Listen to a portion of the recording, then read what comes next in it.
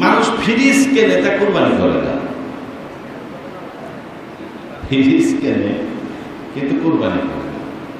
অনেক আছে ভ্যান আলা ফ্রিজ কিনে যা, ফ্রিজ কিনছো কথা না, হলো কিনলাম নিজেরা, কোরবানি দিয়েছ না, হলো কোরবানি আমরা দিতে পারি, তা ফ্রিজ কি করবা? বলছো চতুর্দিকে যা আসে বুঝো, লোকের বাড়ি কিনে আসবে, বলছে ফ্রিজ কিনে রাখছে, ও কোরবানি করবে না। ফ্রিজ কিনে গোশ হেফাজত করবে, অন্যের কথা শুনতে পারবে।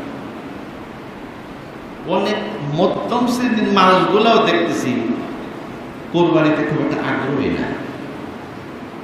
তার কোরবানি করলে ভাগের ভাগ 8-10 কেজি থাকে, কম থাকে যারা ছোট ছোট করে। অথচ মাথা পিছু বাড়ি যদি 2 কেজি করে হিসাব করি, মানে এখন আমার সব এক জায়গায় করে তো দোষ অধিকাংশ জায়গায়